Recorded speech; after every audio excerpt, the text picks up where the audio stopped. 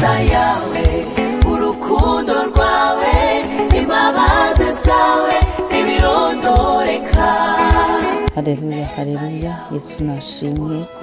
Ndabasuhuje bene data mwese abo tubana mu mwanya wa niba turi buri gitondo, aho uri hose, wowe uri hano mu gihugu cyacu cy'u Rwanda, abari hanze y'igihugu cyacu ku migabane itandukanye, bakristo b'itorero Elayono Mountain Church mu Rwanda, bene data, nshuti z'umusaraba, mwese dufatanya buri gitondo gusenga Imana, tubyuka turamya Imana, tuyihimbaza, tuganira ku ijambo ry'Imana. Mwese ndabashuhuje mu izina rya Yesu Kristo. Muri kumwe na Bishop Leonira, umushumba w'itorero Elayono Mountain Church mu Rwanda. Iki gitondo tunejejwe n'Imana mu mutima, yo itabura uko ibigenza, izinze ijoro izinguye amanywa.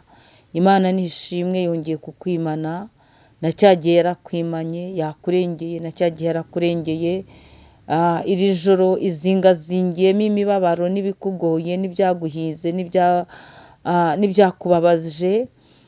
Imana irabitambukije, irabikurengeje, iravuze ngo ngera ubeho, ubayeho, nawe uri umugabo wo kubihamya, iguhaye impano irenze izindi mpano zose. Ubyutse uhumeka umwuka w'abazima, tutitaye yuko wenda waba ukiri mu kigeragezo runaka, tutitaye ku gikomere se wakomerekejwe, ariko Imana iracyari Imana. Imana ikomeje gahunda zo kukwimana, ikomeje kukuburanira no kukurengera.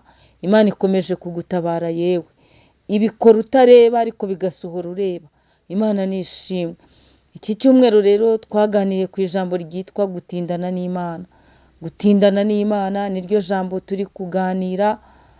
Ni ijambo twarebye, twasanze iyo umuntu atindanye n'Imana, Imana iramurinda. Iyo umuntu atindanye n'Imana, imusohoreza amasezerano. Iyo umuntu atindanye n'Imana, amenya amakuru y'ibizaba. Iyo umuntu atindanye n'Imana, yishimirwa n'Imana. Iyo umuntu atindanye n'Imana, ahinduka umunyamugisha. Imana ishimwe. Ikibazo dufite muri iyi minsi ni uko abantu bari gutindana n'ibidafite umumaro, bari gutindira ahantu habi, bari gutindira mu byaha, bari gukererwa kuva mu bibi ngo bajye mu byiza. Ese utindiye muri iyi minsi, uhugiye mu biki? Ese utinze mu biki? Nicyo kibazo nkubajije muri iki gitondo.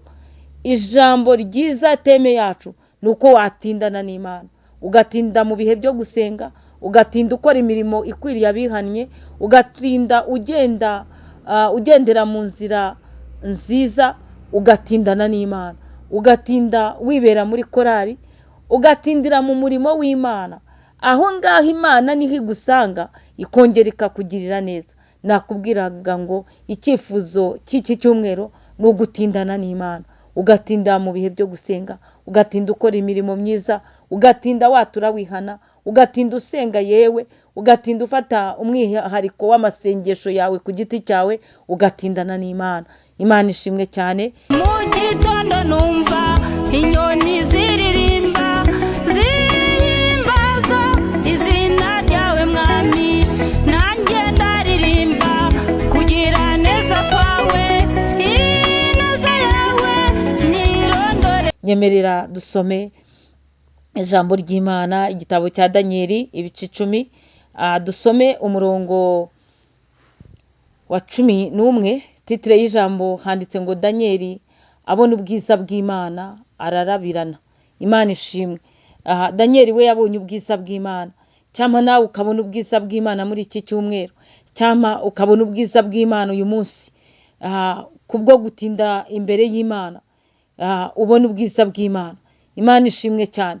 Nubona ubwiza bw'Imana, Imana iragusubiza cya kibazo na cya cyifuzo umaze igihe kirekire ufite. Ngo Danieli yabonye ubwiza bw'Imana ararabirana, yabaye nk'utunguwe, yabaye nk'ukamuwemo intege. Imana ishimwe cyane. Reka dusome uyu murongo wa 11, twihuse dusome mu izina rya Yesu Kristo. Aramubwira ati, yewe Danieli, uwo ni marayika w'Umwami Imana,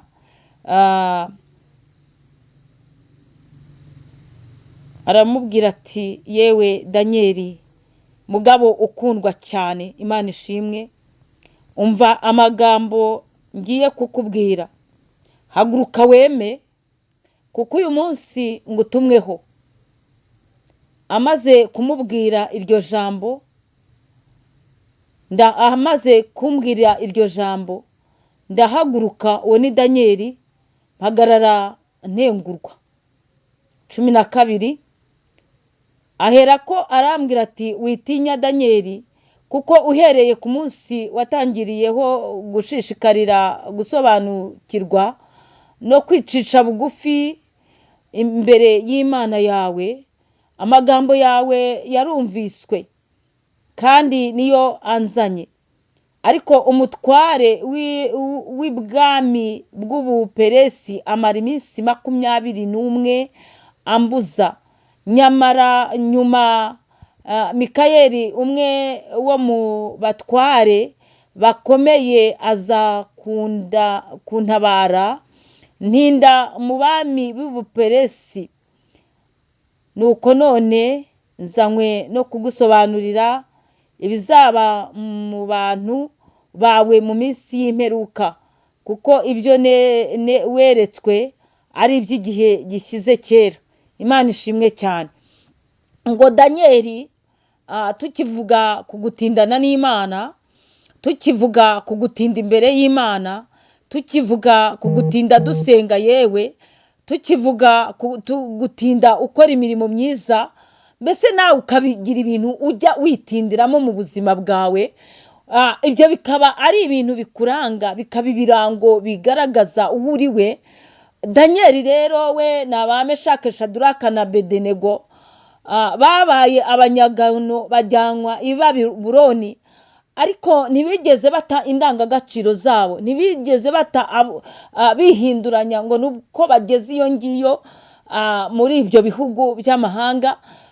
Bo bahamye ari abakristo, bahama bubaha Imana yabo muri bo, nuko bakagira umwanya wo gusenga, kugeza igihe Meshaki, Shadaraka na Abedenego bamaramaje, baravuga ngo ntago bakubabarira igishushanyo. Muri bo rero harimo n'umugabo witwa Danieli. Ngo Danieli yakundwaga n'Imana cyane. Danieli rero yari umusobanuzi w'inzozi. Nuko igihe kiragera rero, ngo Danieli agira igihe cyo gusenga. Atangiye gusenga, gusenga kwe kurumvwa, gusenga kwe kugeza imbere y'Imana. Ariko Danieli ibisubizo bye Gaburiyeli abizanye ntabwo yabashije kubyakira. Atinda asenga, Danieli atinda imbere y'Imana, akomeza gusenga. Danieli arakomeza arasenga icyumweru cya mbere. Nyamara kuva ku munsi wa mbere Danieli yari yashubijwe. Asenga icyumweru cya mbere, reka data, icya kabiri reka data, icya gatatu ku munsi wa 21 nibwo Gaburiyeli yabashije kumugeraho, amuzanira ibisubizo by'amasengesho ye. Ntago nzi wowe igihe umaze usenga, ntago nzi wowe igihe ujya ufata umwiherero ukavuga ngo ngiye gusenga. Nimba usenga yitatu simbizi, nimba ari umunsi umwe simbizi, nimba ukora iminsi 7 simbizi, ariko Danieli we yamaze iminsi 21 ari imbere y'Imana. Ngo nuko ariko kuri uwo munsi marayika Gaburiyeli amubwira ijambo nshaka kukubwira. Aramubwira ngo haguruka weme. Nawe igihe nk'iki ugomba guhaguruka ukema rwose, ugashikama mu ijambo ry'Imana. Uyu munsi ndakubwiye ngo haguruka. Ijambo ry'Imana rigutumweho muri iki gitondo, rikubwiye ngo haguruka weme, ngo kuko uyu munsi ngutumweho. Nawe ijambo ry'Imana rigutumweho uyu munsi, rirakubwiye ngo haguruka. Birashoboka ko umaze igihe, yewe umaze igihe udahaguruka, umaze igihe udasenga, umaze igihe warabirambitse, ariko haguruka, wongera uhaguruke, wongera ushaka Imana bigishoboka kibonwa. Imana ishimwe cyane. Wongera ugira ibihe byo gutinda imbere y'Imana usenga. Imana ishimwe. Ngo amaze kumbwira iryo jambo, ndahaguruka mpagarara ntengurwa. Imana ishimwe. Imana ihabwa icyubahiro. Mu irindi jambo yamubwiye ku murongo wa 12 yaramubwiye ngo witinya, ngo kuko uhereye umunsi watangiriyeho gushishigarira gusobanukirwa no kwicisha bugufi. Imana ishimwe cyane. Hari ikintu hano marayika w'umwami Imana abwiye Danieli, aramubwiye ngo witinya, ngo kandi hari ikintu Danieli yakoze, ngo yarashishikaye ashishikara ashaka gusobanukirwa, kandi muri ibyo bintu byose akabikora yicisha bugufi. Nawe rero nagira ngo nkubwire ngo utindane n'Imana, utinde mu bihe byo gusenga, utinde witwa umukristo ari kugenda wicisha bugufi, kandi ushaka gusobanukirwa n'ijambo ry'Imana. Imana ibaha umugisha. Shalom shalom, muhahe muronke. Imana ibanezeze. Uyu munsi wongere wumve yuko Uwiteka Imana akubwiye ngo haguruka weme. Imana ikwemeshe mu izina rya Yesu Kristo. Amen. ineza yawe